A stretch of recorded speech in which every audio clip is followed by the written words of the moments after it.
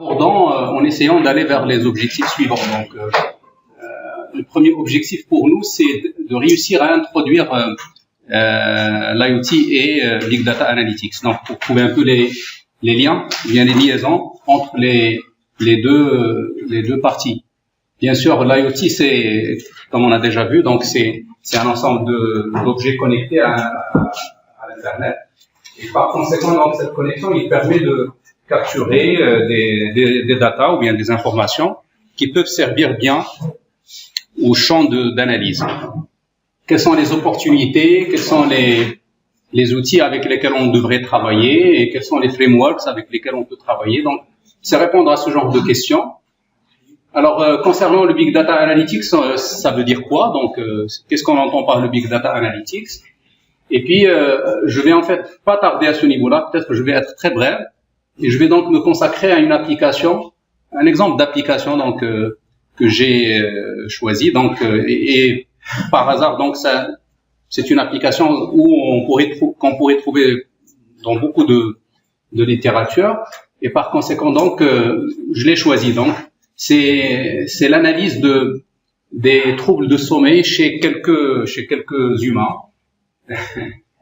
Peut-être moi, j'en fais partie. Donc, c'est les troubles de sommeil pour des personnes. Et on veut donc les superviser chez eux. Ça peut être dans leur maison, donc dans leur domicile, comme ça peut être dans des cliniques ou bien dans des hôpitaux.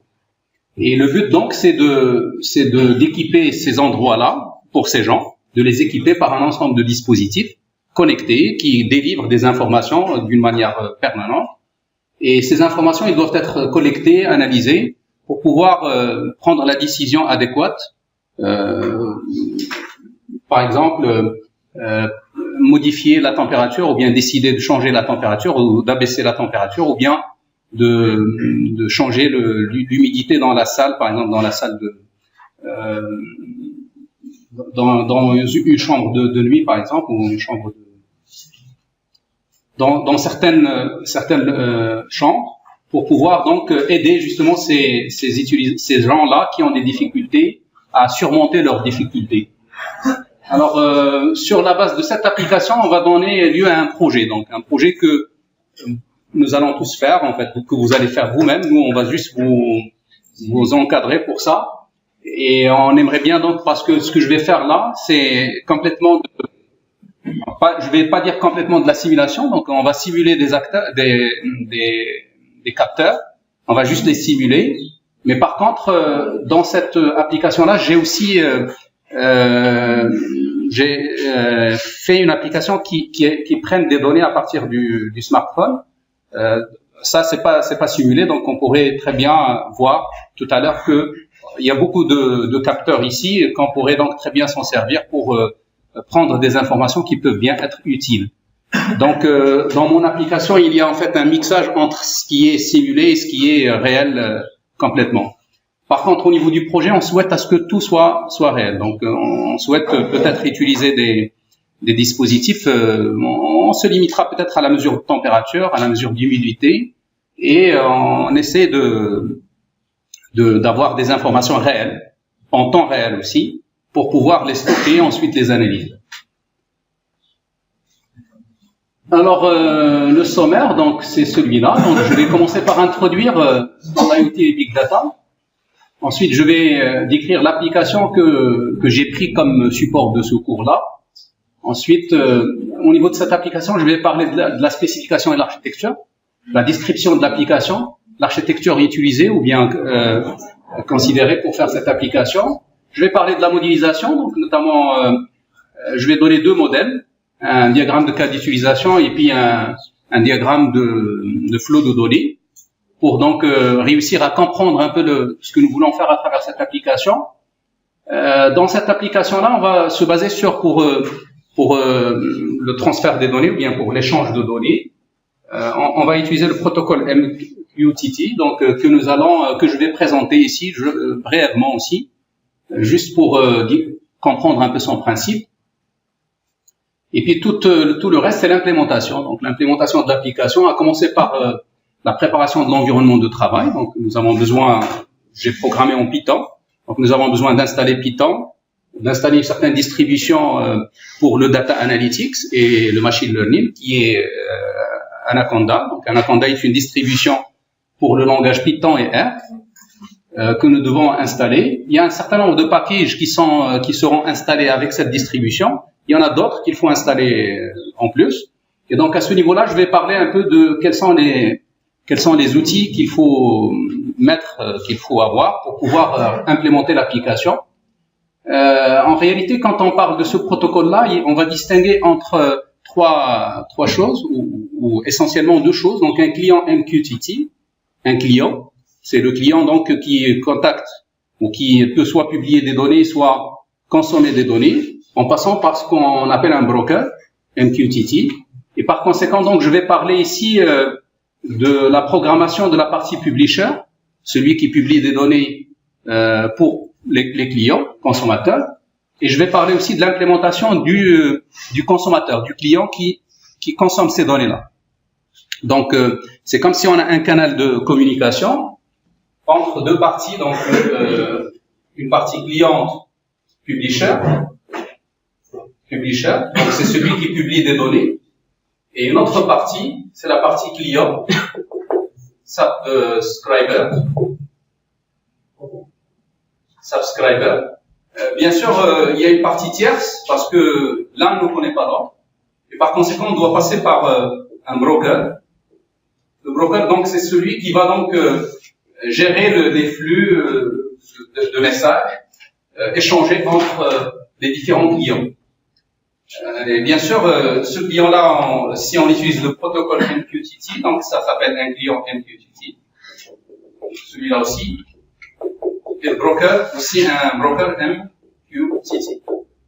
Alors, bien sûr, on pourrait échanger dans les deux sens. Ça veut dire le même client peut jouer le rôle de publisher comme il peut jouer le rôle de subscriber. C'est-à-dire, je peux être à la fois fournisseur de données et consommateur de données. Et bien sûr, on ne se connaît pas l'un l'autre. On passe par un broker pour pouvoir faire un peu la médiation entre l'ensemble en termes de gestion de messages échangés. Donc, c'est ce que fait que vous allez donc voir la programmation du publisher et puis la programmation du subscriber. Il y a aussi l'exploitation des données. Donc, ça veut dire que une fois on aura collecté un ensemble de mesures, on va donc commencer par un premier niveau d'analyse, c'est la visualisation.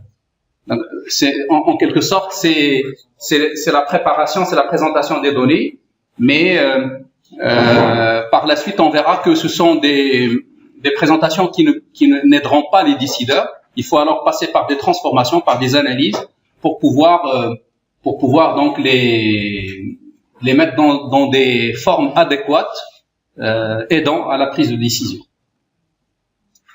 Je finis par le projet donc que nous allons faire ensemble. Alors le projet, on le fera juste après l'examen. C'est-à-dire que demain, on aura une séance qui va continuer sur ça. Donc, et comme ça, on finit un peu l'élément, un contrôle, donc pour la première partie. La deuxième partie, ça serait sous forme de projet. C'est ce projet-là qu'on va vous donner. Donc, on va vous donner une certaine durée et après laquelle vous devez donc retourner votre travail. Alors le premier point, donc, c'est les points de rencontre entre le big data, analytics et l'IoT. Y a-t-il pourquoi cette corrélation? Pourquoi à chaque fois qu'on parle IoT, on parle aussi big data et analytics? Ben justement parce que on pourrait bien facilement observer que l'IoT c'est le principal fournisseur de données, producteur de données. C'est-à-dire que on va constater que dans le futur, on constate déjà que presque la grande majorité d'informations qui vont être disponibles viendront des objets connectés. Et par suite, cette mine d'informations, il faut, si on veut donc toujours aider les gens à prendre les bonnes décisions, c'est une mine importante qu'il faut exploiter, qu'il faut donc stocker, qu'il faut analyser, qu'il faut utiliser pour découvrir des données cachées ou bien des connaissances cachées pour pouvoir justement aider à la prise de décision. Mais on voit même plus pour pouvoir même faire de la décision automatique. pour automatiser la décision. Alors, quand on est capable, par exemple, de collecter des informations, de les analyser et d'envoyer une commande à un dispositif, à un objet connecté, ben cela donc permet d'anticiper une certaine décision, même de l'automatiser en temps réel. Et d'où donc cette corrélation entre le big data et l'IoT. L'IoT donc est une source très grande d'informations pour l'analytics. Et c'est ce qui fait que nous avons besoin donc de les associer. Vous voyez en fait là, sur ce petit commentaire, on parle de la prise de décision intelligente sans l'intervention de l'être humain. Comment est-ce qu'on va pouvoir y arriver? Donc, si j'arrive à analyser correctement en un temps correct, je pourrais donc envoyer des commandes. On a déjà vu en fait dans le premier cours la notion de régulation. C'est un peu un cycle qui est fermé. Donc, il y a de l'information qui est restituée, analysée, et puis il y a de la réaction pour donc réguler un peu des systèmes. Comme par exemple abaisser une température pour des patients qui ne peuvent pas supporter cette température. Ben, si on n'agit pas rapidement, et ben ça peut être fatal pour certains, et par conséquent donc si on arrive à le faire, c'est bien. Alors le big data et analytics et l'IoT, c'est pratiquement tous les domaines. C'est-à-dire si on veut dire quels sont les domaines qui sont concernés, et ben dès qu'on utilise les standards communs de l'IoT et les bons espaces de travail ou bien les bons cadres de travail, les bons frameworks, on est capable de collecter des informations donc pour tous ces domaines-là et par suite de les conseiller en fait, de les aider à prendre les bonnes décisions. Donc vous voyez en fait si on voit un peu les domaines, c'est pratiquement tous les domaines. Alors les sources de données donc c'est l'IoT, donc c'est les objets connectés, donc c'est les dispositifs. Donc vous voyez, ça peut être des capteurs, ça peut être des moteurs, ça peut être des agents logiciels, ça peut être des ressources matérielles, ça peut être des êtres humains, des organisations, des entités, c'est-à-dire des groupes d'êtres humains. Tout ça, ça peut être des sources d'information dès qu'ils sont connectés. Alors, l'autre aspect, en fait, pour ce cadre de l'IoT et du big data, c'est l'aspect tout. Si vous voulez, tout est capable d'être source et consommateur. Donc, à n'importe quel moment, à n'importe quel objet ou quel élément, pour n'importe quel objet, pour n'importe quel dispositif, pour n'importe quel contexte, etc. Vous voyez donc la notion d'INI, c'est un peu quelque chose qui est de mise au niveau de ce domaine du big data et de l'IoT. Alors, un exemple d'architecture, et j'ai pris en fait une architecture qui va vers la notion de smart home. C'est-à-dire il y a beaucoup d'architectures, mais l'architecture que j'ai considérée aujourd'hui, c'est celle du smart home. Justement, le projet il va porter sur ça. Et c'est pourquoi donc j'ai choisi cette architecture. Vous voyez, j'ai pris ici le Smart Home Case. Alors, on dispose ici je vais présenter une architecture en 3 couches, comme ça a été déjà expliqué dans le premier cours. Donc, la première couche, bien sûr, c'est la couche physique. C'est le Smart Home, ou bien la maison. C'est une maison où tout est presque connecté. Donc, vous voyez des capteurs de température, des capteurs d'humidité, des capteurs de battement cardiaque, de sommeil ou de position. On va juste d'état de l'être humain.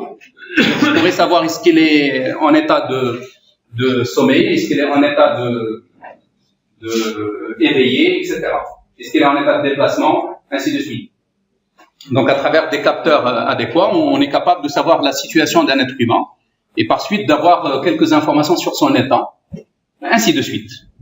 Et donc, on pourrait imaginer au niveau de la maison un ensemble de capteurs connectés qui vont délivrer de l'information, mais aussi un ensemble d'actionneurs connectés qui vont recevoir des actions ou des commandes.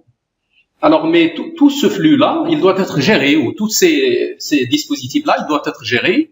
Bien sûr, la première couche qui va permettre une gestion à proximité, ou une gestion proche, si vous voulez, c'est ce qu'on appelle le fog computing. Le fog computing, donc, c'est tous les services, toutes les tâches en termes de traitement d'informations, qui se font à proximité des dispositifs. Ça veut dire qu'ils se font au niveau de la maison elle-même. D'accord, au niveau du réseau local, si vous voulez. Ça veut dire qu'on n'a pas besoin d'aller loin pour pouvoir faire certains traitements. Alors, pour quelle raison? Eh ben, parce que ce sont des traitements qui ne peuvent pas être faits dans le cloud, par exemple. Parce que l'autre couche, c'est la couche qui donne le cloud, ou qui représente le cloud. Ben, pourquoi le cloud? Parce que si on veut faire des traitements qui sont massifs, ou des traitements intensifs, souvent en local, on n'a pas tous les moyens, que ce soit matériel ou logiciel, qui vont nous permettre de faire ça. Donc souvent, pour faire ce genre de traitement, on a besoin de les sous-traiter dans le cloud. Par contre, on ne pourrait pas tout demander au cloud, parce que il y a la notion de temps d'exécution, la notion de latence, d'accord, le temps que un travail doit coûter ou doit exiger si je veux traiter ici. Mais par contre, il y a certains systèmes ici, temps réel, qui ont des contraintes en termes de ce temps-là. Et par conséquent, le fog, c'est pour faire des traitements locaux qui ne peuvent être traités sur le cloud. Et d'où donc cette architecture en 3 couches. Donc souvent, quand on veut faire une solution ou un projet Big Data avec l'IoT, Big Data Analytics et IoT, donc il faut considérer ce genre d'architecture. Si vous avez le détail, en fait, par exemple, le Fog Computing Layer adresse de Big Data Analysis Challenge, donc les différents défis, en distribuant les traitements, les tâches et les services dans ce qu'on appelle l'Edge Devices. L'Edge Devices, ça veut dire les différents dispositifs qui se trouvent à proximité. Donc c'est ça le rôle du Fog Computing. C'est donc des traitements locaux, si vous voulez. Oui. Et minimise le nombre de traitements qui peuvent être traités dans le cloud. Oui, exactement. Mais surtout, si on trouve certains traitements qui ont des contraintes en termes de temps. Par exemple, où le traitement que je dois faire, ça ne doit pas dépasser le 10e de seconde. Si je veux faire ce traitement en le soumettant au cloud, eh ben, juste le temps de latence, ça peut être 10 fois plus que ce temps-là. Donc, on ne pourrait pas le faire sur le cloud. Et on est dans l'obligation de le faire localement. C'est un peu ça, donc c'est ce qu'on a dit là. Vous voyez, en fait, il y a certaines tâches qui doivent être faites rapidement, et par conséquent, donc, on ne pourrait pas les faire dans le cloud puisqu'il y a ces contraintes en termes de temps. Il est relié à la nature de la tâche, aussi au type de l'information, parce que dans la couche à proximité, les informations sont plus à l'état physique, ils sont plus à l'état brut, si vous voulez. Alors que si on veut faire de l'analyse, on n'a pas à faire de l'analyse sur ce genre de données. On a à le faire sur des données qui sont déjà agrégées, déjà synthétisées, et par conséquent donc, ces informations, on va pas tout déplacer vers le cloud. On déplacera que les informations avec un niveau d'analyse élevé. Par contre, les informations qui sont brutes, quand je dis brutes, donc ça peut être des données analogiques, ça peut être des données digitales, mais voilà, l'ensemble des types d'informations, mais que j'ai besoin de traiter ici. D'accord? C'est un peu ça. Donc c'est ça le but du fog computing. Ici, on a donné quelques exemples quelques exemples de services et de fonctions que nous devons trouver ou que nous devons prendre en charge dans le fog computing, dans la couche fog computing.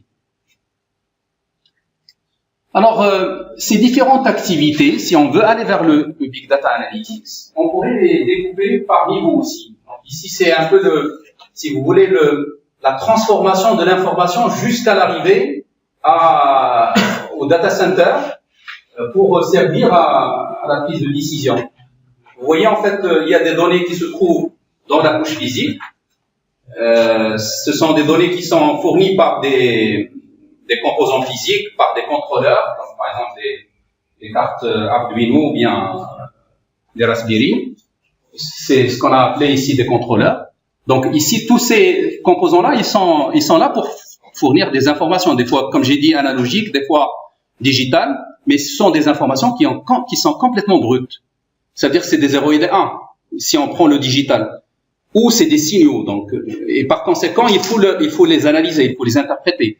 Pour les interpréter, d'abord, il faut les communiquer à celui qui va faire l'analyse. Ça c'est le fog computing. C'est la couche fog computing. Donc, il faut connecter l'ensemble pour pouvoir collecter l'information à ce niveau-là. On commence déjà à parler de data elements analysis and transformation. Donc, à ce niveau-là, on pourrait déjà commencer à faire quelques opérations de reconnaissance, quelques opérations d'étiquetage. Par exemple, il y a des informations auxquelles on doit associer une étiquette, le labeling ou l'étiquetage. Le tagging, on pourrait dire aussi ce terme-là, tagging.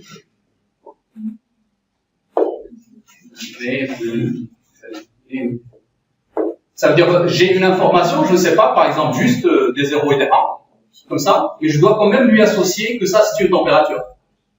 D'accord? Et c'est une température ambiante.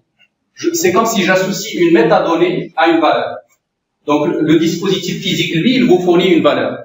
C'est à nous de lui associer une sémantique, un format, donc un type. C'est quoi sa nature? C'est quoi sa sémantique, etc. Et ça peut se décider pour chaque donnée. D'accord? Donc, à quel niveau on doit faire ça? Ben, c'est au niveau de cette zone, du fog computing. Bien sûr, on pourrait aussi faire des transformations. Par exemple, parmi les types de transformations, moi, je pourrais, par exemple, connecter mes mouvements pour chaque centième de seconde. Mais ce qui importe pour l'être humain, c'est pas ça, c'est pas ce détail-là. Ça peut importer donc mes mouvements si vous voulez, dans la moyenne, dans l'heure, au lieu que ça soit dans les nanosecondes ou bien dans les millisecondes. Vous voyez, le dispositif physique, lui, il vous livre peut-être d'une manière continuelle l'information. Si vous avez un capteur de mesure, eh ben, ça peut vous livrer l'information d'une manière très rapide ou bien d'une manière relativement modérée, qui peut aller à la seconde, alors que moi, en tant qu'être humain, ça m'intéresse pas ça. Ce qui m'intéresse, c'est quel serait mon déplacement moyen. Par exemple, pendant une heure, quels étaient le déplacement moyen du prof. Il va falloir que je fasse alors une transformation. C'est pourquoi il y a ici des transformations initiales que je dois faire en local, dans le réseau local, avant de soumettre les données vers les couches suivantes.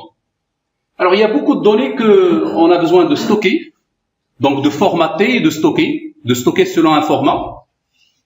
D'où donc cette étape-là, l'étape de l'accumulation des données, le stockage.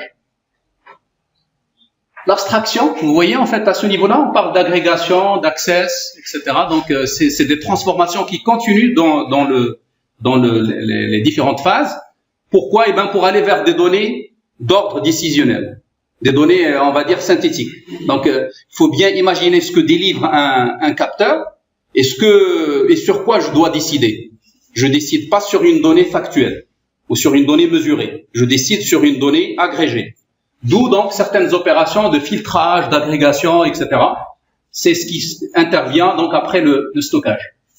Alors juste après, quand on aura stocké et transformé, faire ce deuxième type de transformation, on pourrait commencer à faire de l'analytics. C'est à ce niveau-là donc qu'interviennent les travaux d'analyse. Alors parmi les façons d'analyse, on pourrait trouver par exemple la forme de reporting. C'est une façon d'analyser, de présenter des rapports donc d'activité, mais on pourrait aussi avoir le dashboarding, par exemple des tableaux de bord. On pourrait avoir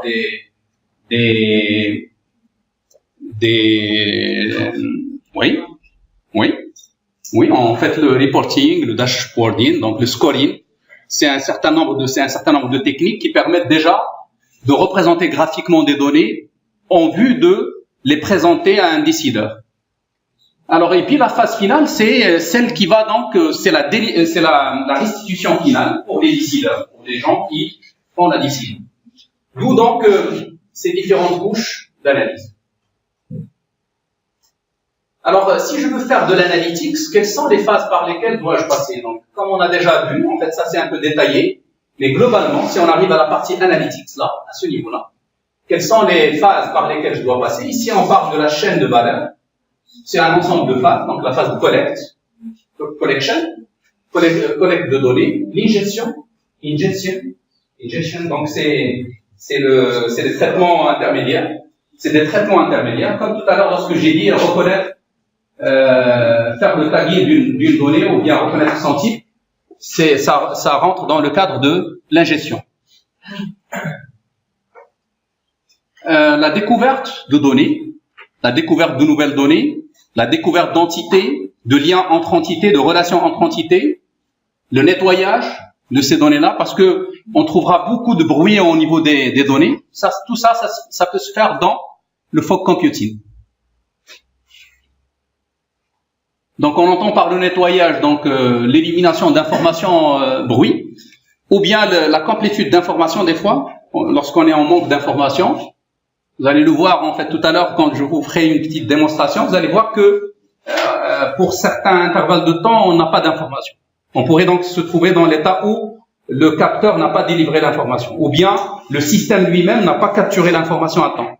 Et par conséquent, on se trouverait en état de manque d'informations qu'il faut compléter. L'intégration, donc il y a le multisource, il y a beaucoup de fournisseurs de données, de formats différents, de sémantiques différentes, et par conséquent, on a besoin d'une phase d'intégration. C'est donc pour aller vers un format unifié, d'accord? Oui, pardon. Par exemple, moi, je reçois, juste pour donner un petit exemple, je reçois une information analogique, un signal analogique et un signal digital. Il faut que je converge vers un signal digital. C'est-à-dire, il faut que je convertisse le signal analogique en un signal digital. D'accord? Donc, c'est une manière de converger, de faire une intégration de deux signaux. D'accord? C'est donc les mettre dans le même format, si vous voulez. Après, donc, l'intégration de données, donc, on commence les algorithmes d'analyse. Donc, parmi les algorithmes, donc, que je vous proposerai, donc, l'algorithme d'étude de la régression linéaire. Souvent, vous avez un nuage de points sur les mesures que vous avez collectées. Bien sûr, il y a ici une certaine variable X, et la grandeur Y que vous voulez analyser.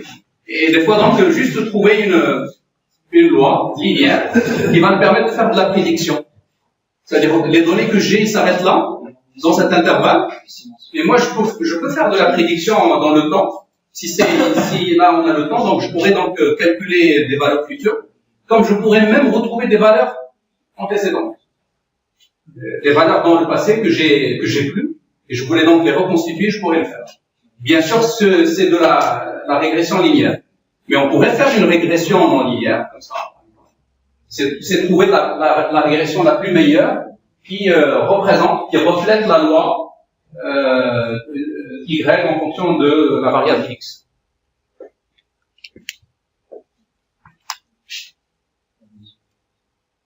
Mais les algorithmes d'analyse les plus fréquemment utilisés sont ceux de la classification. C'est-à-dire des fois, en fait, sur le même nuage de points, on pourrait donc constater l'existence d'un certain nombre de groupes de cette manière. Donc en dirant que ça c'est un groupe 1, ça c'est un groupe 2, c'est un ensemble de points que je pourrais assimiler comme similaires. Et par suite, c'est comme si je suppose qu'ils ont les mêmes caractéristiques. Et donc, si la prochaine fois j'ai un nouveau point, je pourrais donc soit le mettre dans ce groupe, ou le mettre dans ce groupe. Et par conséquent, l'appréhender ayant les mêmes caractéristiques que le groupe 1 ou bien le groupe 2. C'est la classification. D'accord? Donc, c'est quelque chose qu'on pourrait bien faire aussi. Il suffit juste qu'on dispose de l'information intégrée pour pouvoir appliquer ce genre d'analyse. Alors maintenant, passons à notre application. Donc, comme j'ai dit, c'est le sleep monitoring, donc l'analyse du sommeil. Bon, pourquoi j'ai choisi ça? Parce que je l'ai trouvé dans la littérature, c'est parmi les raisons, mais parce que ça m'interpelle aussi. Je trouve que c'est intéressant. Alors, je veux le faire donc pour capturer des informations de chez des clients. D'accord? Donc, je suppose avoir un premier client qui va me fournir des datas. Donc, ça peut être des capteurs connectés. un autre client qui va me fournir aussi des données. Donc je suppose se situer dans deux data publishers. J'ai aussi un client qui va plutôt consommer ces données-là. Alors il va les consommer pour quoi faire? Eh bien pour les stocker d'abord. On va voir un peu le stockage, mais aussi pour les visualiser. D'accord? Donc transformer et visualiser. Donc globalement, c'est ça ce que je veux faire dans mon application. Et bien sûr, pour lier entre ces différents clients, je passe par le protocole MQTT. Donc c'est un protocole qui est très utilisé dans le domaine de l'IoT parce qu'il est très léger en termes de capacité, donc, en termes de consommation énergétique aussi. C'est un protocole qui est très convenable pour l'IoT. Entre autres, pour l'IoT entre autres, mais on pourrait bien le trouver dans d'autres domaines. On pourrait bien l'utiliser dans d'autres domaines. Voilà. Donc c'est un peu ça l'application que je veux vous partager avec vous. Bon, en fait là, je veux bien que vous retenez juste au niveau de la photo, parce que on parle ici de Hadoop, d'accord? Et en fait, dans la deuxième phase de notre application, on irait vers Hadoop. Mais en réalité, moi, je fais le stockage uniquement sur SQLite, parce que je vais développer en Python, et Python, sa base native, c'est SQLite. Donc, je vais faire le stockage dans SQLite dans un premier temps. Dans un second, on pourrait donc voir avec, je pense, un certain package donc que vous pouvez installer dans Python. Vous pouvez très bien attaquer des environnements Hadoop. Vous pouvez donc envoyer des données vers Hadoop pour faire le stockage, pour faire le traitement avec le MapReduce, etc. Alors, ici donc nous avons les capteurs, mais toute cette partie-là, je vais juste la simuler. Donc cette partie-là, je vais la simuler parce que j'ai pas de capteur, j'ai pas de carte de microcontrôleur. Je vais juste simuler cette partie-là. Donc on va voir au niveau c'est la simulation logicielle si vous voulez. Comment vous simulez à travers un programme un capteur. C'est donc parce qu'un capteur c'est quoi? C'est une délivrance de données dans le temps. Donc on pourrait, passant par une distribution, on pourrait donc simuler ce comportement par une distribution linéaire ou bien une distribution non linéaire, etc. Donc et par conséquent on pourrait toujours faire une simulation logicielle.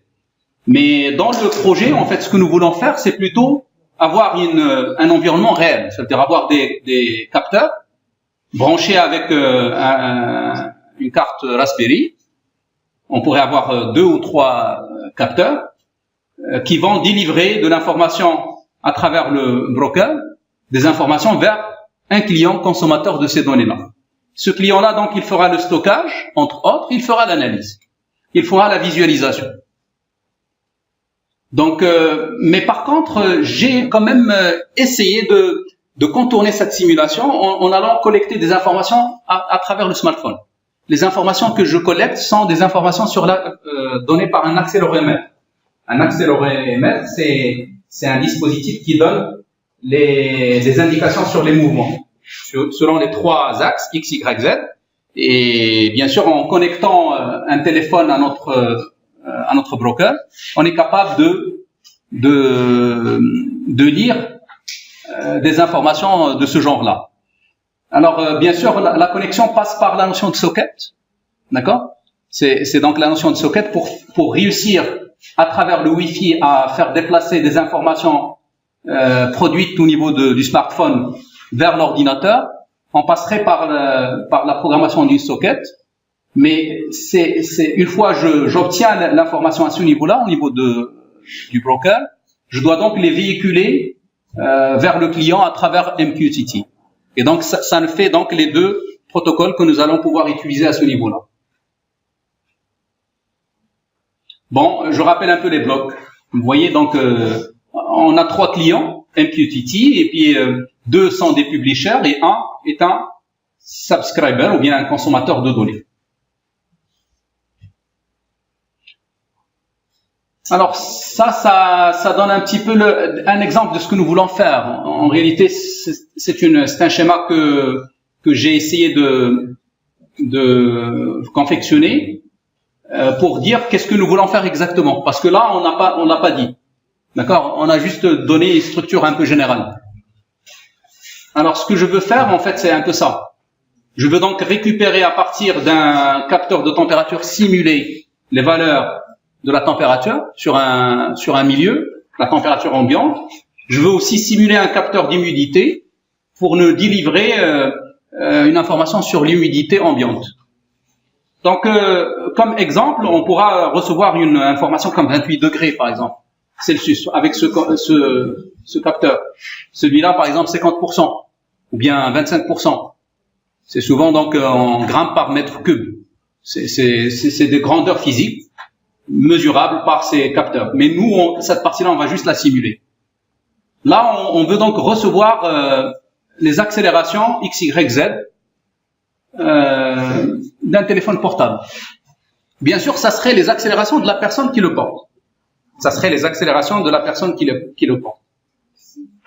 À travers donc un broker, je vais en fait envoyer l'information vers le consommateur, et c'est là où je vais faire le stockage et la visualisation en attendant de faire l'analyse.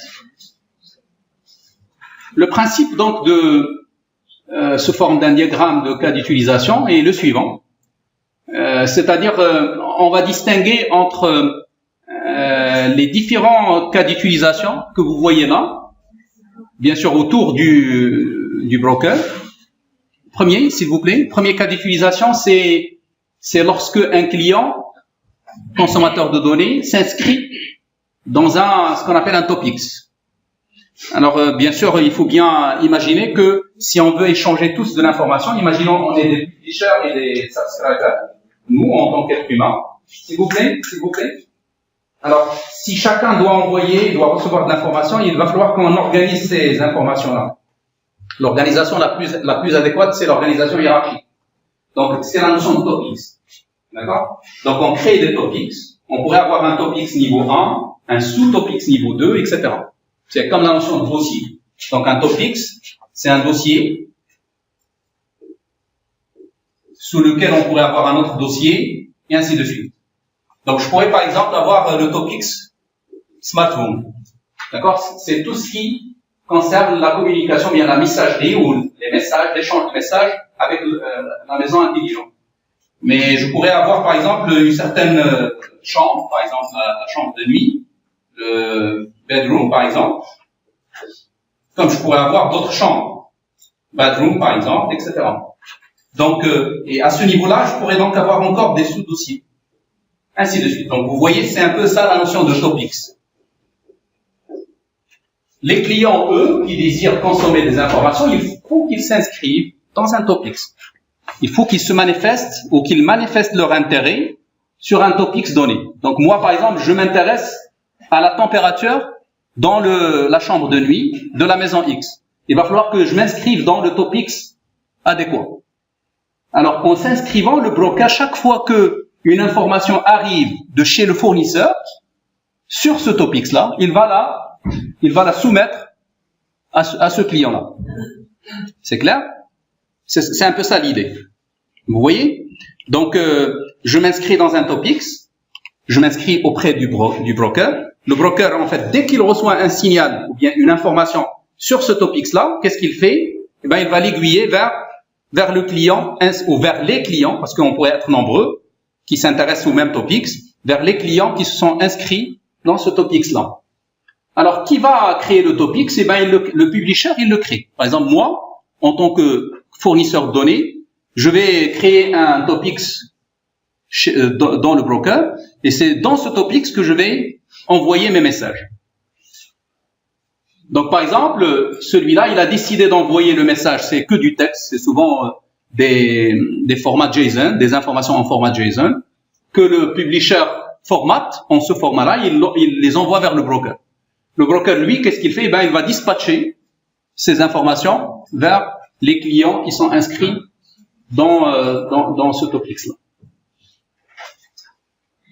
Alors, voici les topics pour notre application. Nous allons donc créer un premier niveau, un premier topics, donc niveau, si vous voulez, supérieur, c'est la maison, sous lequel il y a un sous-topics bedroom. je me suis intéressé uniquement à cette chambre, on pourrait en fait avoir beaucoup de capteurs. Et donc moi je m'intéresse uniquement aux data humidity temperature, aux températures humidité données. Donc pour la première mesure, pour le premier dispositif de mesure, on pourrait avoir plusieurs dispositifs comme j'ai dit. Et je m'intéresse donc, ça c'est si vous voulez la feuille finale ou bien le topics final, à la mesure d'humidité, à la mesure de la température et puis à la mesure de l'accélération. Bon, que vient de faire l'accélération ici par rapport à ça? Eh ben, je suis en train de vous dire que c'est pour des humains. Donc, je mesure la température et l'humidité, mais je mesure aussi l'état de la personne en termes de cinématique ou bien en termes de mouvement, mais en termes d'autres choses. Par exemple, on pourrait mesurer les battements cardiaques, ainsi de suite. Donc, l'application, ça se consacre à ces trois topics.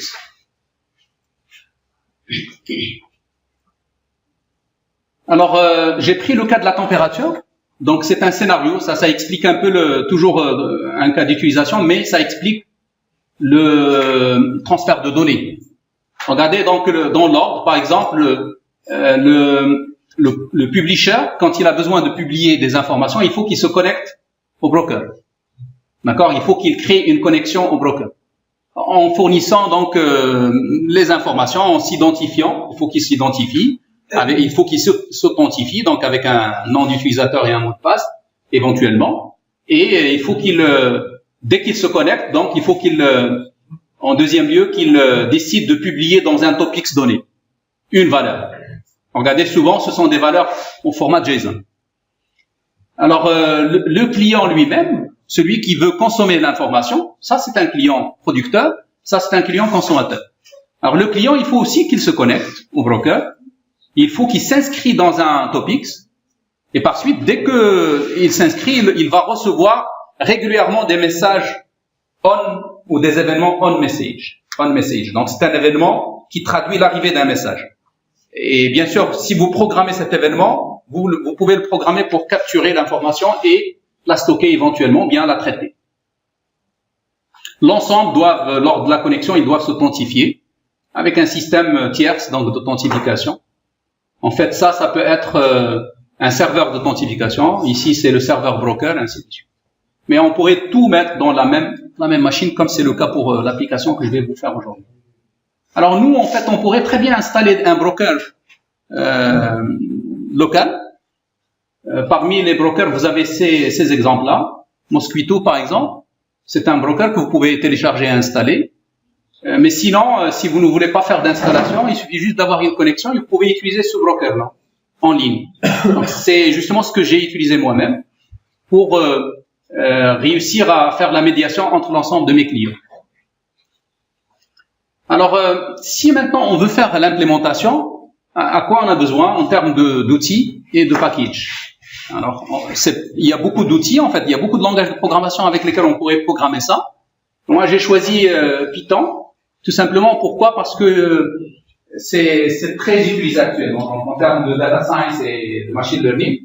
Et donc, je vous conseille vivement d'aller vers ce langage. D'ailleurs, à travers l'application, vous allez voir que c'est un langage de très haut niveau, très facile à appréhender.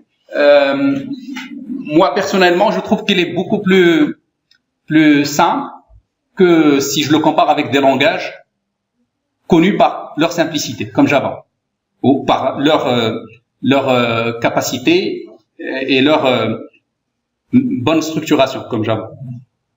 Donc, c'est un langage orienté objet, procédural. C'est un langage qui permet de gérer les multitâches, les multitraitements, la parallélisation.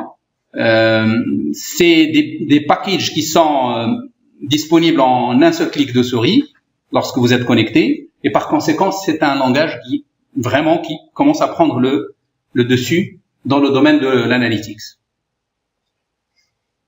Et donc, c'est pourquoi donc on aura à installer notre package, notre langage. Moi, j'ai Python 3.6. Nous allons installer ces packages-là. Alors, vous n'êtes pas censé installer tout ça lorsque vous allez installer la distribution Anaconda, la distribution du machine learning. Si vous voulez faire du machine learning, il faut installer cette distribution. C'est une distribution qui est disponible pour Python et pour le langage R. Lorsque vous allez installer cette distribution, beaucoup de packages parmi ces packages-là sont déjà installés. Mais par exemple, parmi les packages qu'on doit installer, ce package-là, c'est ce qui va nous permettre de gérer la communication à travers MQTT. Donc, pour faire la gestion du broker MQTT, des clients MQTT, il faut donc installer ce package-là. JSON, donc pour pour formater des données en format JSON. Random, donc random pour moi, c'est pour générer pour simuler les capteurs. Trading, donc on a besoin de créer des trades, de faire du multi-traitement.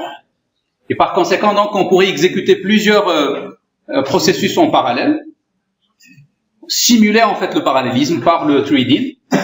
Time, data time, j'ai oublié une virgule ici, il y a donc le package time, data time, parce que en fait, chaque mesure que nous allons collecter, on va l'historiser en lui ajoutant le timestamp, en lui ajoutant le temps. Et par conséquent, ça c'est une, s'il vous plaît, ça c'est un point qui est fixe pour l'analytique. C'est chaque fois que quelqu'un veut faire de l'analytique, il faut à chaque fois qu'il reçoit une lettre, il faut qu'il la cache, d'accord, avec le temps. C'est ce qu'on appelle le time stamp.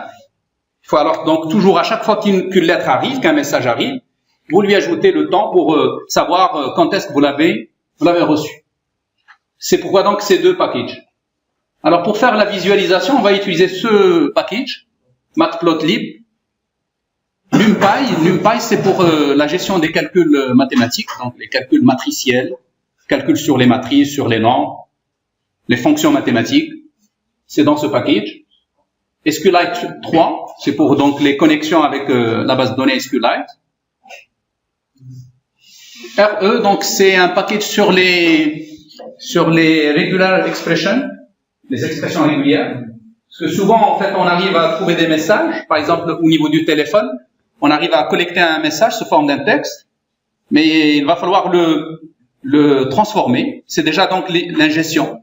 Le transformer, c'est-à-dire découper en plusieurs éléments, typer les différents éléments, et pour ce faire, on pourrait passer par la notion d'expression régulière. PyInput, donc c'est un package qui permet de gérer le clavier. Si vous voulez gérer des événements sur le clavier, souvent c'est des processus qu'on déclenche et qu'on a besoin d'arrêter, peut-être avec un clic on appuie sur une touche. Donc souvent, pour gérer le clavier, vous avez besoin de ce package. Il y a les sockets, pour programmer des sockets, donc notamment le lien entre le téléphone et le broker. On a besoin de le faire en passant par le package socket. Voilà donc l'ensemble des packages avec lesquels on a travaillé. Bon, une petite introduction sur MQTT. Donc ça c'est l'overview, donc un résumé, juste un résumé. C'est un protocole donc qui est très léger en termes de publication et de souscription de messages. Il est très préconisé pour l'IoT, justement pour cette caractéristique. Mais il est aussi préconisé, ou il est aussi utilisé dans d'autres domaines, comme le web application, programmation d'applications web, mobile application, application mobile, ou toute combinaison de ces trois. C'est-à-dire, des fois, on pourrait faire une application où il y a les trois. Qu'est-ce que ça nous permet de faire? Vous voyez, en fait, c'est un protocole de communication qui permet de faire beaucoup de choses. Donc, de contrôler les objets connectés. On pourrait contrôler un drone, par exemple. Dès que le drone est connecté, on pourrait donc commander sa vitesse, sa trajectoire, sa direction, etc. Interagir avec des capteurs, interagir avec des contrôleurs, ainsi de suite. Alors, c'est un protocole que vous pouvez programmer dans beaucoup de langages, donc comme Python, Java, Node.js, ainsi de suite. Alors, qu'est-ce que ça offre ou il se base sur quoi? En fait, c'est le principe, il est très simple, c'est le principe de publication de messages et de consommation de ces messages-là. Lesquels messages doivent être bien sûr formatés, comme on a déjà dit, en JSON. Alors, le broker ici constitue une sorte d'interface commune qui va réguler les échanges, d'accord? qui va donc placer des messages dans des queues en attendant que les consommateurs viennent les chercher. Donc ça fait essentiellement cette tâche-là. Mais ça peut faire des tâches de filtrage, par exemple. Des fois, il y a des messages qu'on ne veut pas délivrer, donc on pourrait très bien le faire au niveau du broker. On pourrait avoir des clients multiples qui se connectent en tant que subscriber ou bien en tant que publisher. Sur le même topics, par exemple, on pourrait avoir des clients multiples connectés. Alors, juste pour la dernière phrase ici, donc, many clients may subscribe to the same topics. Donc, c'est ce qu'on a dit tout à l'heure.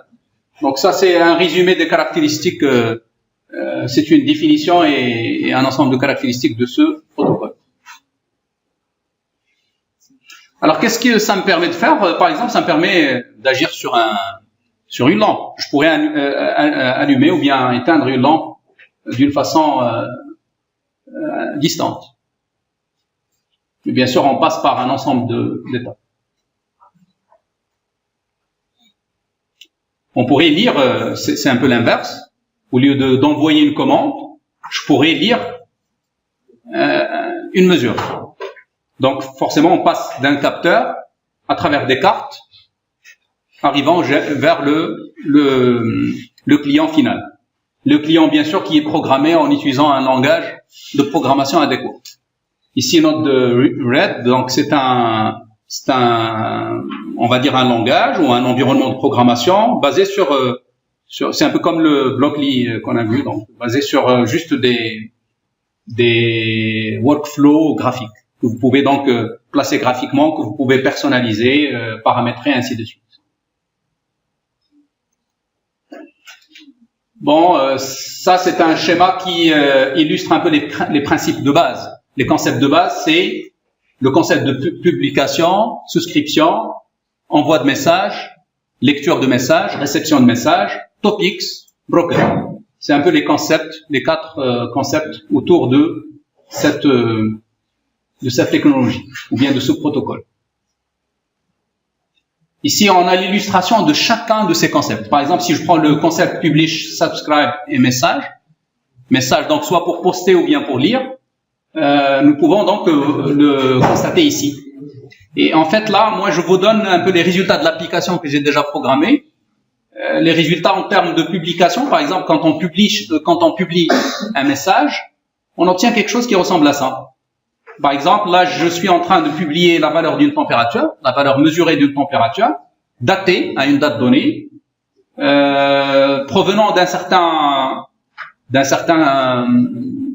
on va dire, capteur, et qui a été, en fait, c'est une valeur, parce que, à vrai dire, on n'a que la valeur, mais tout le reste, on l'a déterminé, tout le reste, on l'a déduit. Quand, par exemple, l'appréciation de cette valeur, en disant est-ce que ça correspond à une température qui est basse ou bien à une température qui est haute, etc. Donc, et ça peut donner une idée sur la notion d'ingestion locale. Des fois, on pourrait juste envoyer cet attribut, la valeur de cet attribut vers celui qui veut faire de l'analyse. La même chose pour l'humidité, la même chose pour l'accélération. Vous voyez, en fait, c'est des lettres, c'est des messages postés. Tous les messages, ils partagent le même format, c'est JSON, mais pas les mêmes attributs. Vous voyez, par exemple, pour l'accélération, on a l'adresse IP de celui qui nous a envoyé les mesures. On a la date aussi. On a les valeurs des différentes accélérations, suivant X, suivant Y et suivant Z. Là, on n'a pas fait d'appréciation, mais on pourrait très bien le faire. On a aussi le topics dans lequel le message a été posté. Voilà, donc concernant le topics, donc on a déjà expliqué ce que c'est qu'un topics. Donc c'est une hiérarchie si vous voulez, c'est une manière hiérarchique de structurer les messages. On pourrait les structurer sous cette forme-là. D'accord, dans notre cas, donc ça c'est un exemple issu de notre application. On utilise bien sûr les slash pour le séparateur entre les topics et sous-topics. il y a la notion de topics level. À ce niveau-là, il faut faire attention, c'est sensible à la casse. Et voici quelques exemples de topics que nous avons au sein de notre application. Alors, le broker, donc, on a déjà expliqué ce que c'est. Donc, c'est un serveur qui va donc gérer l'échange d'informations entre le fournisseur et le client. Et donc, ça permet de recevoir les messages, de les placer dans des queues. Ça permet de les filtrer éventuellement. Donc, on pourrait faire un filtrage. Et ça permet de les publier auprès des clients ayant souscrit dans ce topics. Bon, les tools, on en a déjà parlé. Donc, ici, j'ai juste récapitulé. Donc, il faut installer pour faire la programmation. Donc, je suis déjà prêt pour aller vers l'implémentation. Il faut donc installer le Python. Il faut installer Anaconda, distribution. Il faut s'assurer que tous ces packages sont déjà installés. Sinon, il faut les faire. Je suis sûr que ça, vous n'allez pas le trouver. Pour gérer la communication avec le protocole MQTT, il faut donc installer ce package. Mais tout le reste, je pense que c'est déjà installé avec cette distribution. Alors, bon, ça c'est juste une parenthèse sur la structure des différentes données que nous allons stocker, parce qu'on cherche à stocker dans une base. Le stockage il va être fait sur ces trois tables, comme vous pouvez bien le voir. Donc il y a la température, l'humidité et l'accélération. Si je les ai exportés vers SQL Server, juste pour avoir ce schéma graphique, vous voyez un peu le typage. Donc, il y a des informations qu'on va générer, il y a d'autres qu'on va mesurer, etc. Ça, c'est le code. C'est le code Python qui va me permettre d'obtenir cette structure. Mais dans SQLite, donc on va générer ces trois tables initialement en exécutant ce code. Bon, bien sûr, je vais rien vous apprendre là. Vous pouvez donc juste lire globalement ce qu'on va faire. Donc, on définit un schéma de table. C'est un peu la notion de schéma. La notion de schéma, donc, ici, vous allez trouver les create tables qu'on a l'habitude de faire. Donc, un premier create table, un deuxième, un troisième. Tout ça, c'est une chaîne de caractères. Vous voyez, en fait, pour dire que c'est une chaîne en fait, de cette manière. Parce qu'il doit contenir les codes à l'intérieur, donc on les dédouble. Ensuite, qu'est-ce qu'on fait? On crée une connexion à SQLite. Bien sûr, on a importé le package SQLite au début. On fait une connexion, on crée une connexion sur la base de données qu'on a définie ici, IoT Database. En fait, la base de données SQLite n'est autre qu'un fichier. C'est juste un fichier. D'accord? Donc, chaque base de données est un fichier. Donc, c'est ce fichier-là qui va se créer dans le dossier courant. On est en train donc de faire une connexion en lui donnant cette base, le nom de cette base. Automatiquement, il va la créer s'il n'existe pas, ou bien il va se connecter à la base s'il existe déjà. Ensuite, on crée un curseur, s'il vous plaît. On crée un curseur. C'est à travers le curseur que je vais exécuter le schéma qu'on a défini là, pour justement créer les trois tables. Et puis, une fois fait, on ferme notre curseur et on ferme notre connexion. Vous voyez que c'est très simple. Ça rappelle un peu toutes les techniques que vous avez fait dans d'autres langages. Alors, je vais en fait exécuter un peu les différents packages que j'ai programmés, ou bien les différents modules que j'ai programmés. Dans un premier temps, je vais vous dire lesquels. S'il vous plaît, qu'est-ce que vous avez? Alors, regardez, je vais donc aller vers... J'agrandis ici. Bon, le programme, il est déjà fait, en fait, je l'ai déjà fait, mais je souhaite à ce que vous le faites, et on va le faire demain. Donc, aujourd'hui, je vais vous le décrire globalement, et demain, on va donc tous mettre la main dans la pâte pour le faire. Alors, je vais aller donc vers le dossier qui contient le travail. Je l'ai appelé comme ça, donc. C'est dans ce chemin. Voici donc les différents modules. Vous voyez donc, je vais commencer par, dans l'ordre. Nous avons ce module, celui-là. Celui-là, il permet en fait de créer la base de données et de créer le schéma dans cette base. Et comme vous allez le voir, la base, ce n'est qu'un fichier qui va apparaître là. D'accord? C'est la base IoT database.db. Donc, celui qui crée ce fichier, c'est SQLite 3, lorsqu'on exécute ce script Python. Alors, il y a un deuxième, donc c'est la programmation des publishers. Comme vous pouvez bien le constater, on a deux publishers pour l'accéléromètre et pour les autres capteurs simulés. Là, c'est des capteurs simulés, là, c'est un capteur réel. Et puis, on a un seul client consommateur, un seul subscriber, qu'il faut programmer aussi à travers un module, un autre module. Donc, on dispose de ces trois modules pour le programmer deux publishers et un subscriber. Alors, qu'est-ce qu'on a encore? Bon, ça c'est juste le script SQL dans SQL Server. C'est ce qui m'a permis de faire le schéma que je vous ai montré tout à l'heure dans le cours. Il y a Store Data, donc ça c'est un package Python qui va délivrer des objets connexion vers la base de données SQLite. En fait, je vais vous l'expliquer tout à l'heure, dans ce module, il y a une classe qui a pour but de permettre la création d'instances de type connexion. À chaque fois que vous voulez créer une connexion vers votre base de données, vous créez une instance d'une certaine classe qui se trouve dans ce fichier. Et par la même occasion, il y a un certain nombre de méthodes générales qui sont programmées dans ce même module, que ce soit essentiellement pour le subscriber, parce que c'est le subscriber qui a besoin de communiquer avec la base de données, que ce soit pour faire le stockage, ou bien pour faire la visualisation. Alors, qu'est-ce qu'on a encore?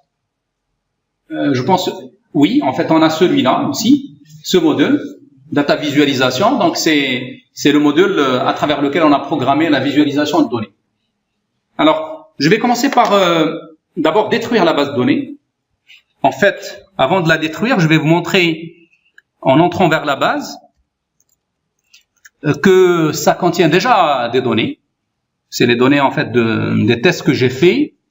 Donc, je vais me connecter à SQLite en allant plus exactement vers ma base de données, en spécifiant donc IoT database.db. Alors, maintenant, je suis connecté à SQLite. Si je mets, par exemple, .tables, je pourrais donc savoir les différentes tables. Donc, comme vous pouvez bien le constater, il y a les trois tables. Et si, par exemple, je veux savoir la structure de la première table, je pourrais, par exemple, mettre ici .schéma en mettant le nom de la base, ou plutôt le nom de la table. Je vais juste copier.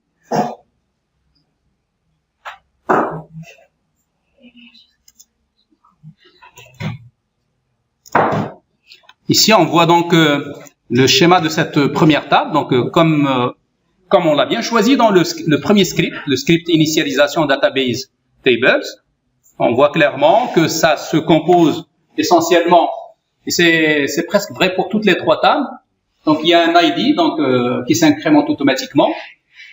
Donc, ça, c'est SQLite qui s'en occupe. C'est pour faire la clé primaire.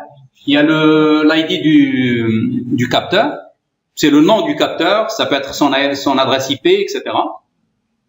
Il y a le temps. Ici, on est en train de prendre le temps comme un texte.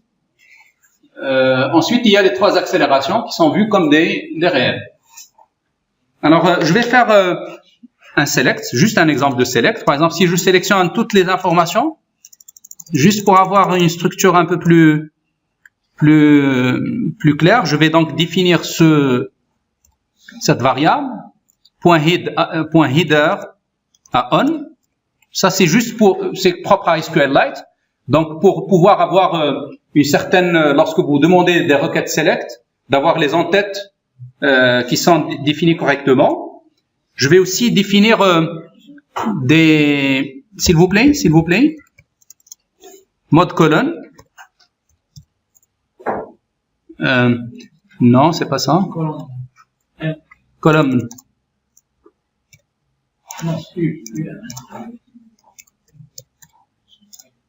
Voilà. Et puis je vais faire donc un select. Prenons par exemple l'accélération. Donc je vais mettre select étoile from accélération. Je vois ici les données. Bon, on a sélectionné un certain nombre de données en fait. On a plusieurs centaines en fait, 253 valeurs.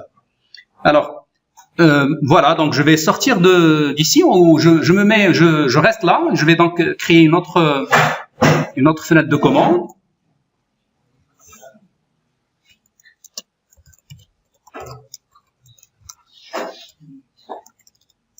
Je me mets en face de mon dossier de travail.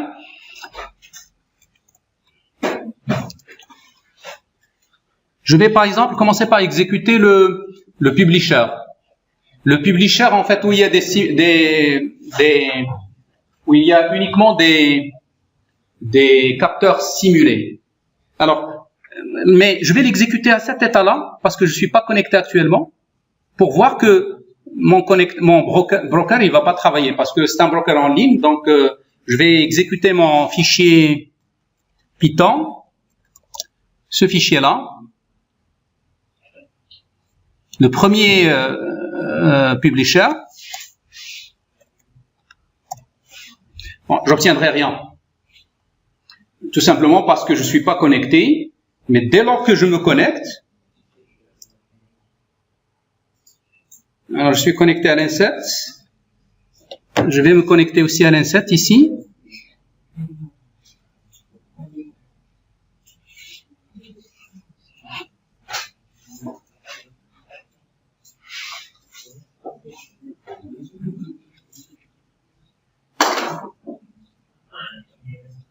Tant que je sois connecté, voilà, c'est fait.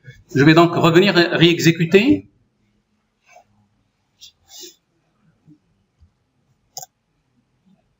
Non.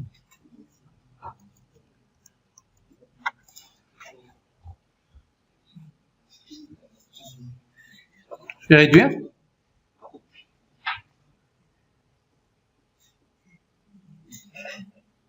Voilà. Donc ici, on commence à avoir les différents messages que le publisher est en train d'envoyer vers le broker. D'accord? Donc il y a un certain nombre de messages qu'il est en train d'envoyer. En fait, ça c'est dans la programmation. On a choisi d'une manière alternée, une fois d'envoyer l'humidité, une autre fois, ou la fois suivante, d'envoyer la température. D'accord? Mais sinon, si on veut les envoyer indépendamment l'une de l'autre, on pourrait faire deux publishers. C'est-à-dire, je pourrais exécuter deux fois, donc ça se programme pour donc séparer un peu les deux, la publication de l'humidité indépendamment de celle de la température. Alors, bien sûr, si je reviens vers l'autre, pour par exemple afficher ce qu'on a dans la table température,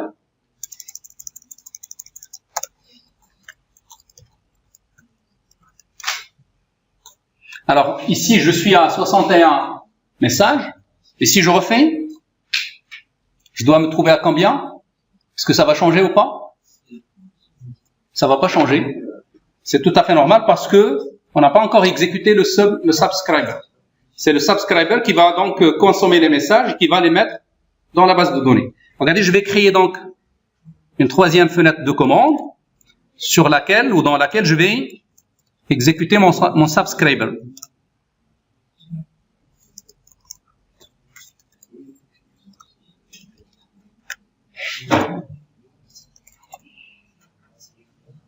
Celui-là,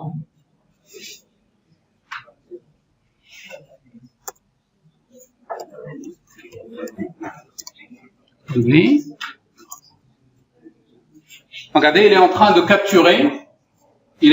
capturer l'humidité successivement et la température. Alors maintenant, si je reviens à SQLite, si je refais la même commande, ben je vois que maintenant, le nombre de températures, il est en train d'augmenter. Vous voyez, en fait, on est en train d'exécuter successivement, ou bien de capturer des données et de les mettre sur la base de données. Alors, je vais en fait exécuter encore un autre... bien sûr, j'ai pas encore utilisé l'autre publisher, donc celui qui publie les accélérations. Je vais l'utiliser tout à l'heure. Je vais aller donc vers une autre fenêtre de commande.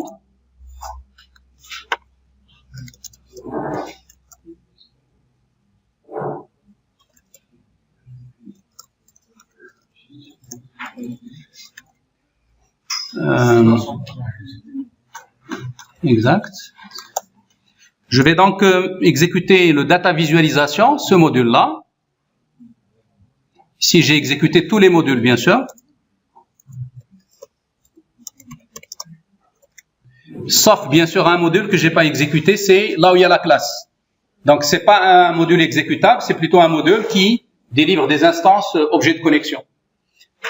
C'est utilisé indirectement à travers les autres modules. Donc, celui-là, il lit dans la base et puis il affiche graphiquement les différents résultats. Bon, c'est déjà un premier niveau de visualisation, donc on est capable de représenter graphiquement l'ensemble des mesures qu'on a capturées. Et puis, ça peut être vu comme déjà un premier niveau de synthèse, si vous voulez. Parce que on est en train de voir un peu les différentes catégories, par exemple pour l'humidité, ou bien pour la température, pour voir dans le temps, peut-être dans le temps simulé, c'est le temps, ça peut être 1 heure ou 2 heures, qu'est-ce qui est en fait, ou comment ça a varié la température, est-ce qu'on était plus dans le cold, ou bien dans le very cold, ou bien dans le hot, very hot, etc. On pourrait donc avoir des décisions à partir de là. Et si maintenant on le fait à travers un programme pour dire ben je suis plus dans le hot et par suite je dois donc accélérer ou bien renforcer la clim pour diminuer la température, eh ben on est en train d'agir sur le temps. Voilà. Je vous ai en fait expliqué tout ce que j'ai fait. Maintenant, la main il est à vous, donc pour pouvoir refaire un peu tout ce qu'on vient de voir. Oui. Exact. Oui. Le mien. Donc je vais l'essayer. Alors pour l'essayer, donc je vais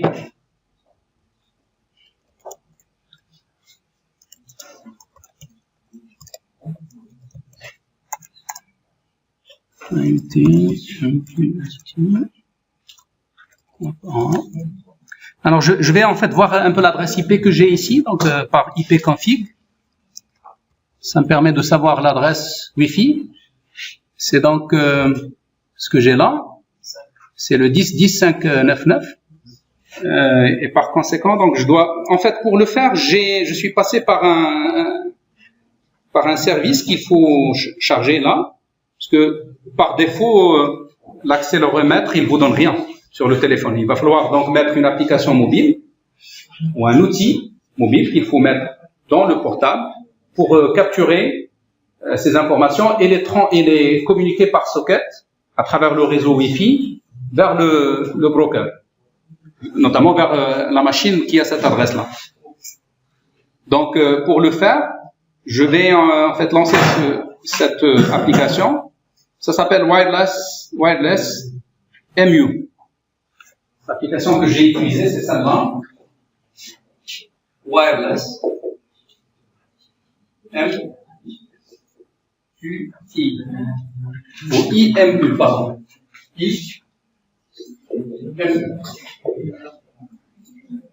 Alors, je suis déjà en train de voir aussi une autre possibilité, c'est à travers l'installation d'un terminal. C'est un peu comme une terminal Unix, donc sur laquelle vous pouvez installer Node.js avec Node-RED, et vous pouvez donc aussi à travers un host connecté à ce téléphone, vous pouvez très bien créer un flow Node-RED, un flow ici pour planifier une certaine tâche graphiquement, une tâche de communication, soit en tant que producteur, ou en tant que fournisseur, ou bien en tant que consommateur de données. Et on pourrait donc ici profiter de tous les capteurs, tous les senseurs qu'on a ici. En fait, vous pouvez même lister la liste de ces capteurs. Vous pouvez donc, sans passer par une application à installer comme celle-là, vous pouvez juste programmer dans le bas niveau si vous voulez. Alors, en tout cas, en fait, là, j'ai pas encore essayé ça, donc je vais juste aller utiliser Node. Je vais utiliser donc cette application. Vous voyez, en fait, c'est le nom, vous le voyez là. Donc, la première des choses, il va falloir que je me mets dans la même adresse.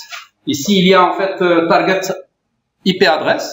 il va falloir que je donne l'adresse IP de mon broker. On a dit 10.10.5.99. Donc, je vais donner 10.10.5.99.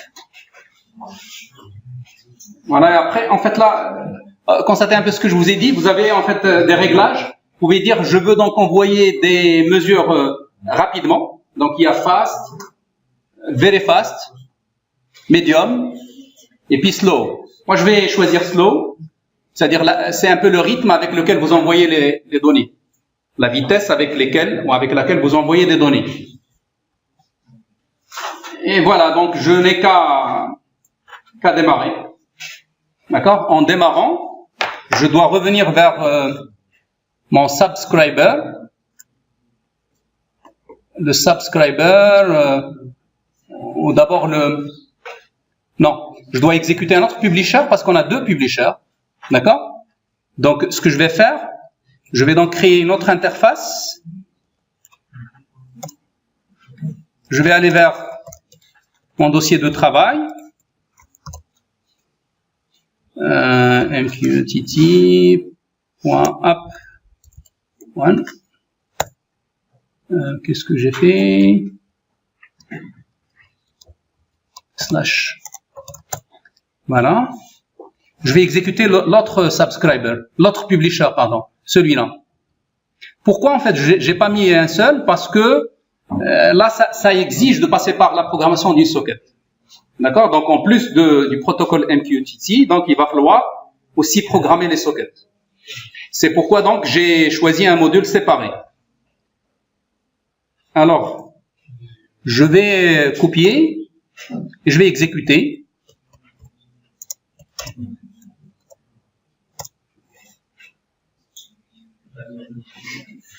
Bon, vous allez voir que là, il y a des mesures qui changent. En fonction du mouvement que je fais, il y a des mesures qui vont changer. Ah, pardon, il est off. Voilà, maintenant, les données, ils arrivent. D'accord, et en fonction de mon mouvement, ici, je vais donc pouvoir avoir des résultats qui vont changer.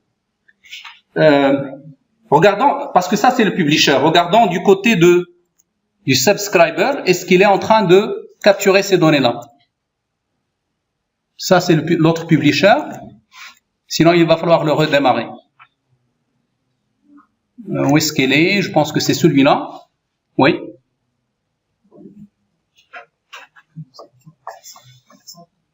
Bon. Il va falloir que je lui dise, vous l'exécutez en arrière-plan, comme ça, il ne va pas s'arrêter à chaque... Alors, revenons à l'autre. Pas celui-là. Ici, on reçoit les accélérations. Est-ce que notre subscriber, est-ce qu'il est en train de les prendre? Non. Donc, je vais le redémarrer.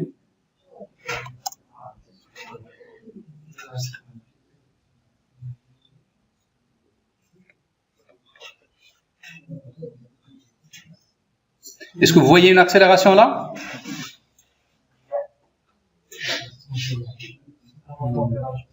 Comment? Juste la température? Oui. Alors, je vais arrêter tout ça. Je vais revenir à l'autre. Je vais l'arrêter aussi. Donc, on voit tout à l'heure, on voit la partie de la température et de l'humidité. Est-ce que vous avez intégré l'emploi des données? Est-ce que je les ai intégrés dans la base? Sur l'application. Oui, exact. C'est juste un choix. C'est juste un choix. Un choix, donc, on a choisi dans la solution programmée à ce qu'il soit alterné. D'accord? Mais, comme j'ai dit, on pourrait programmer deux publishers pour les rendre complètement indépendants. Comment donc les rendre indépendants? En fait, ça va se faire au niveau du broker, en fin de compte.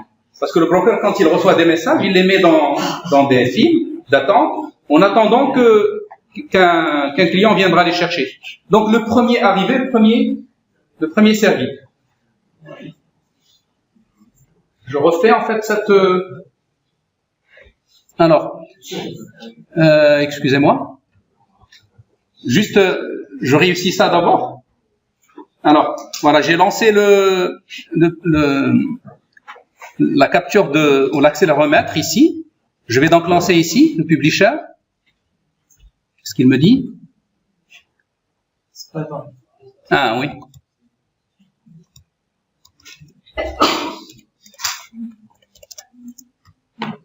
Voilà, donc on capture. Mais il va falloir, il faut surveiller ça parce que faut pas qu'il s'arrête. Il va falloir maintenant aller vers le subscriber. Je ne sais pas où est-ce qu'il est. Celui-là. Voilà, on arrive à les capturer maintenant. Alors si je lance l'autre, celui-là c'est pour l'humidité, la température. Revenons au subscriber. Voilà, il y a les deux maintenant, ou bien les trois. Alors si on va vers SQLite, ben si je vais vers l'accélération, c'était 230 ou 53 peut-être. Là on est déjà à 282. Je pourrais encore lancer. Vous voyez, donc au fur et à mesure il y a des informations qui arrivent. Vous allez constater qu'au niveau de l'accélération c'est un peu plus vite. La vitesse d'envoi il est plus vite, donc peut-être c'est moi qui ai choisi ça. En fait, je publie chaque seconde la valeur de l'accélération, chaque 2 secondes la valeur de la température ou bien de l'humidité. Ça me fait alors 2 accélérations, 2 captures d'accélération pour une capture de température et d'humidité. C'est ce qui fait que là il y a au niveau de la base il y a plus de données que si vous voyez en fait la température. C'est presque le double, mais c'est pas linéaire en fait. Vous voyez que c'est pas linéaire. Ça dépend aussi ici on est à 105, de l'autre côté on est presque à 300. Mais on avait déjà des données a priori, parce que qu'est-ce qui fait cette différence? Des fois, je capture sur ça et je capture pas sur l'autre, ainsi de suite. Alors, il me reste qu'à vous expliquer un peu le code. Oui? Oui? Avant que vous avez utilisé le programme pour capturer les informations, oui. Vous avez exécuté le publisher oui. Et il capte des informations. Oui. On a utilisé quoi? Répétez. Dans un premier temps, vous avez exécuté la phase de package. Oui. Il capte un ensemble des informations sans utiliser le capteur. Juste un simulateur. On a simulé le capteur. Mais si on a maintenant le capteur qui est branché à un microcontrôleur, par exemple un Raspberry Pi, par exemple, ou bien un Arduino, vous pouvez donc très bien, à travers le même protocole, à travers MQTT, vous pouvez très bien récupérer l'information. Au lieu que c'est une fonction qui calcule, parce que qu'est-ce qu'on a fait ici dans le programme? Je vais vous le montrer tout à l'heure. C'est juste une fonction qui calcule selon une certaine distribution aléatoire. Soit une distribution linéaire, aléatoire linéaire, ou bien uniforme, c'est des lois mathématiques.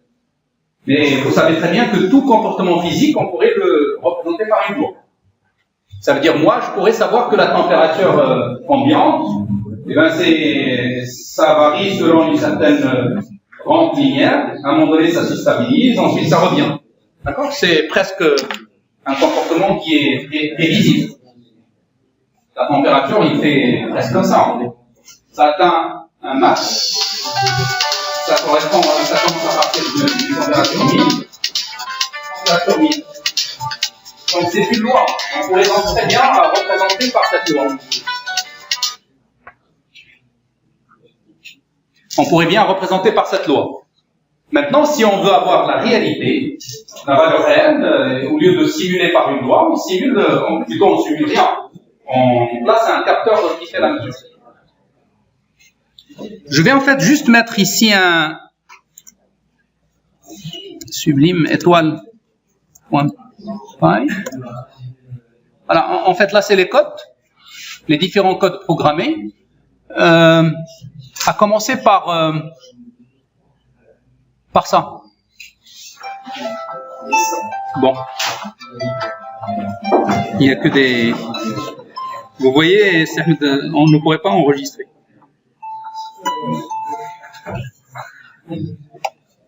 C'est parmi les raisons pour laquelle. Voilà, donc ça c'est le code pour créer la base de données. Alors pour le publisher, je vais vous montrer le premier, celui-là. Vous voyez, en fait, on commence toujours par importer des packages. Vous voyez donc le package pour pour créer un client MQTT. C'est ce package-là. S'il vous plaît. Il y a le random, donc c'est ce qui va nous permettre de générer, de simuler les valeurs. Le trading, parce que vous voyez tout à l'heure les messages, ils se génèrent par intervalle de temps. Donc on a besoin de réitérer l'exécution d'un certain publisher. Il faut qu'on le réitère à intervalle de temps régulier. On a besoin de ça. Il y a JSON, donc parce qu'il y a des informations que nous voulons formater au format JSON. Datetime, donc c'est juste pour avoir le temps, le timestamp, ainsi de suite. Il y a des événements qu'on programme. On programme la connexion, on dit lorsqu'on se connecte, quelle est l'activité que je dois faire. On pourrait par exemple contrôler est-ce que la connexion a eu lieu ou pas. D'accord. Si la connexion a eu lieu, on ne fait que passer. On passe pour dire je vais passer à la suite. Mais on pourrait associer un traitement à la connexion. Chaque fois que le client se connecte au broker, quel traitement que je dois faire. Donc il y a plusieurs événements comme onConnect, onPublish. Quand je fais une publication, quel est le traitement que je dois faire? Jusqu'à présent, il n'y a pas de traitement spécial, on ne fait que passer. On disconnect aussi, si on déconnecte le client du broker. Publish to topics, c'est ça ce qui va me permettre de publier une donnée dans un topic donné. Et vous voyez bien ici, qu'est-ce qu'on publie? On publie un message préalablement calculé dans un topic. Alors le message, on le calcule à quel niveau? Eh ben, on le calcule ici. Comme ici, par exemple, get humidity level, get temperature level. Ça, c'est juste pour apprécier les différentes mesures. Get random number, juste pour avoir une certaine distribution. Vous voyez, en fait, on a utilisé ici cette distribution uniforme avec une certaine loi. Donc, c'est ce qui va donner un peu l'allure qu'on a obtenue. Mais en tout cas, c'est pas la réalité. Il va falloir qu'on le remplace par quelque chose de réel. C'est ce qu'on a l'intention de faire au niveau du projet. Et là, c'est ce qui va programmer un peu l'envoi des données. C'est cette méthode-là qui, une fois, il formate les données de l'humidité dans un format JSON, il les envoie à ce niveau-là. Là, il les a postées. Ou bien, la prochaine fois, c'est plutôt le tour de la température. Juste un bascule. Donc, on a utilisé une variable globale qui bascule entre le passage par là et le passage par ici. Mais c'est une procédure que je dois exécuter à répétition, à intervalle de temps répété. Donc, on a utilisé le trading timer start, donc pour réexécuter la même procédure à intervalle de temps régulier. Bien sûr, il faut définir un certain nombre de paramètres. Il faut paramétrer le broker, il faut paramétrer les topics, il faut définir un certain nombre de valeurs avant de faire appel à la méthode, là où il y a l'appel à la méthode de publication pour publier soit la température, soit l'humidité. Donc, vous voyez, en fait, c'est très simple. Il y a des choses il y a un certain nombre de fonctions qu'il faut programmer. C'est ce qu'on va faire demain. D'accord? Donc, on reviendra en détail sur ça demain. Voilà, je vais arrêter à ce niveau-là. Si vous avez des questions, ça serait pour demain, en première heure de notre séance.